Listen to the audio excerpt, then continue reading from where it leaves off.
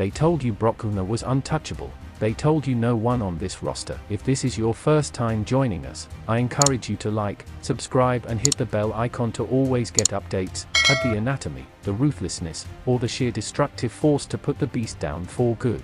WWE spent years building that mythology. Brock Lesnar, the conquering destroyer, the one-in-a-generation freak of nature who ended The Undertaker's legendary WrestleMania streak, who dismantled John Cena, who ran roughshod over an entire industry and did it on his terms, his schedule, his way. They told you he was different. They told you he was the last of a dying breed, a man so catastrophically dangerous that no amount of hype, no rising star, no amount of momentum could ever prepare someone for standing across the ring from him. And then, on the grandest stage of them all, WrestleMania 42, in front of over 55,000 people inside Allegiant Stadium in Las Vegas, a 27-year-old Nigerian destroyer walked into that ring, looked Brock Lesnar dead in the eyes, and dismantled him. Completely, brutally, mercilessly. And when the dust settled, when the smoke cleared and the crowd fell into stunned silence followed by a deafening roar, Brock Lesnar sat in the center of that ring, removed his gloves, removed his boots, and let the world know it was over. Not on his terms. Not in Minnesota. Not at SummerSlam. Not the way WWE had reportedly planned. Right there, right then, in Las Vegas. Forced into retirement by a man who showed the beast no mercy, no grace, and absolutely no escape. This is the story WWE does not want you to fully understand. So sit down, because we see what they don't want you to see. Before WrestleMania 42, how many times had Brock Lesnar appeared at WrestleMania across his entire career? The person with the most detailed answer wins the bragging rights in this comment section. Let's go back to where this all really started, because the build to this match was not just another throwaway WrestleMania rivalry. This was deliberate. This was architectural. WWE needed a passing of the torch moment that would mean something. After years of John Cena executing a farewell tour across the globe, emotional, celebrated, impeccable earned, the company had been quietly positioning Brock Lesnar as the next major icon to ride off into the sunset. Reports had been swirling for months that plans were in place for Lesnar to eventually retire, possibly at SummerSlam 2026 in Minneapolis, the city where he became a legend, the city that raised his amateur wrestling pedigree to mythological status. There was even talk that Gunther, the self-styled career killer, had been floated as a potential final opponent. That story would have been a masterpiece. But then Oba Femi answered an open challenge, and everything changed. The moment Femi stepped into that orbit and accepted Lesnar's invitation, every wrestling mind on the planet sat up straight, because this wasn't just a match. This was the old world versus the new world. This was 48-year-old Brock Lesnar, the man who has conquered every mountain this business has to offer, staring across the ring at what many are calling the most physically imposing human being to enter WWE since Brock Lesnar himself debuted back in 2002. The parallels were impossible to ignore. The freakish size, the combination of power and agility that doesn't belong in a human body, the aura that makes the entire arena hold its breath. Fans who watched Oba Femi for the first time during the build to this match weren't just impressed, they were afraid. And that is the rarest thing in professional wrestling. Paul Heyman stood at Lesnar's side during every segment of this feud, smiling that knowing smile, the smile of a man who understands better than anyone alive how to sell inevitability. But pay close attention, because here's something most people missed. Heyman's smile was different this time. Tighter, more controlled.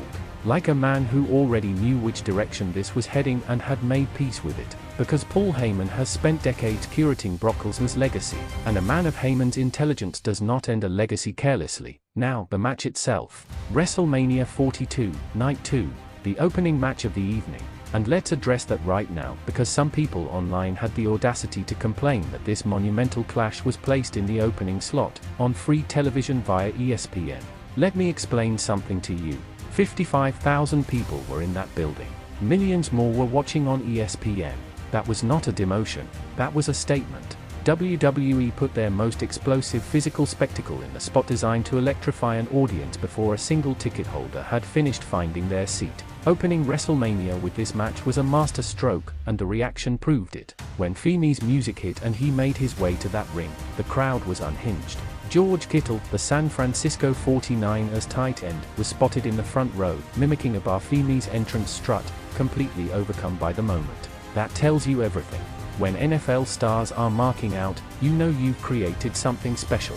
Then Brock Lesnar walked out, with Paul Heyman, smiling, And the crowd that had been chanting for Oba Femi suddenly erupted for Lesnar too, because despite everything, despite the legal controversies and the complicated history, these fans love what Brock Lesnar represents. He is a once-in-a-generation phenomenon, and this was their last chance to cheer for him. The match began with both men circling, testing, sizing each other up. They locked up in the classic collar-elbow tie-up, two immovable forces colliding, and neither man got an immediate advantage. Then Lesnar did what Lesnar does. He picked Femi up, drove him into the corner, and smirked. That smirk. The smirk that has ended careers. The smirk that said, "I've got you now." But Oba Femi did not flinch. He shoved Lesnar to the mat like he was pushing furniture. Lesnar's eyes went wide. The arena lost its mind. Because in that one moment, that single shove, the narrative of this match was written. Femi clotheslined Lesnar and sent him tumbling outside the ring for the very first time. Brock Lesnar, the man who runs the ring, was on the outside, regrouping, recalculating, trying to process what just happened to him. Lesnar came back with a vengeance, as he always does. He rammed Femi into the ring post, smashed him into the steel steps, and dragged the big man back into the ring for a trip to Suplex City. 3 German suplexes, each one shaking the ring like an earthquake. The crowd gasped, and for a moment, just a moment, it looked like the old world was going to hold on just a little longer. Then Lesnar hit the F5. And Oba Femi stood up. Let that sink in. Brock Lesnar hit his most devastating finisher, the move that has put Roman Reigns, John Cena, Centimeter Punk, and The Undertaker on the mat, and Oba Femi got back to his feet. The arena did not just pop, it erupted, because in that moment, the torch didn't just pass, it was ripped from one era and handed to another with the force of a freight train.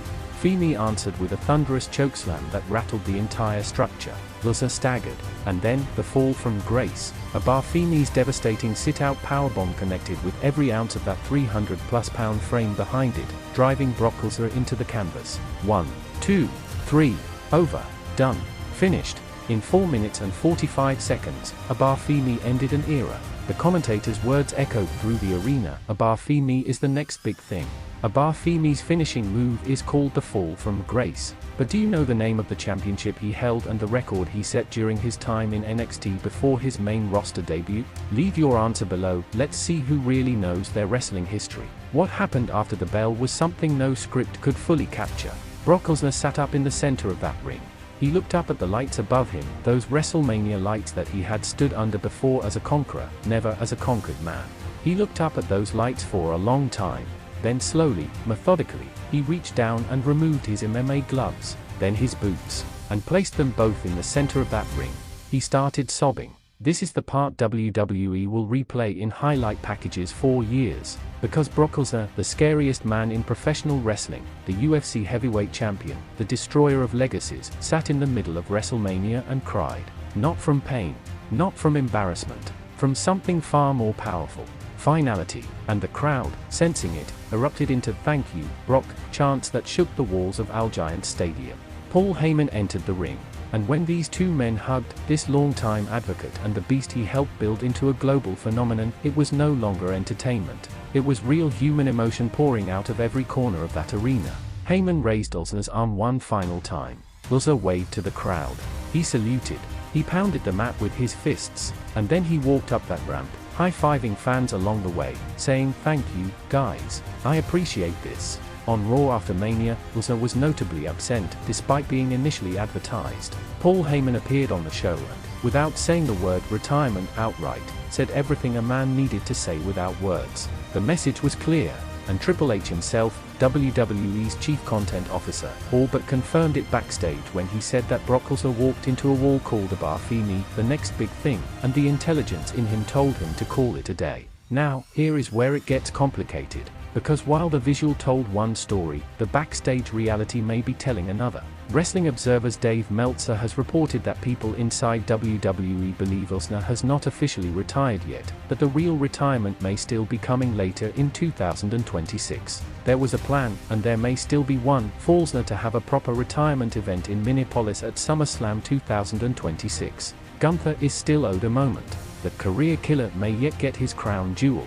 And former WWE personality CJ Perry went even further, suggesting that a Saudi Arabia booking with a price tag somewhere between $20 and $50 million could pull Lesnar back before any official retirement is announced. So here is the question that nobody in mainstream wrestling media is asking loudly enough: was what we saw at WrestleMania 42 the real ending, or was it the greatest piece of foreshadowing in modern WWE storytelling? Was Brock Lesnar saying goodbye, or was he setting the stage for one final return that makes the WrestleMania moment even more devastating in hindsight? Either way, one truth is undeniable: Oba Femi walked into Las Vegas as a rising star and walked out as something entirely different. He is now a WrestleMania moment. He is now the man who broke the beast. He is the heir to a throne that Brock Lesnar spent 24 years building, and he took it not with politics or storyline manipulation, but with a fall from grace that echoed through every era of this industry simultaneously. No mercy, no escape. The beast is gone, the ruler has arrived, and WWE will never be the same.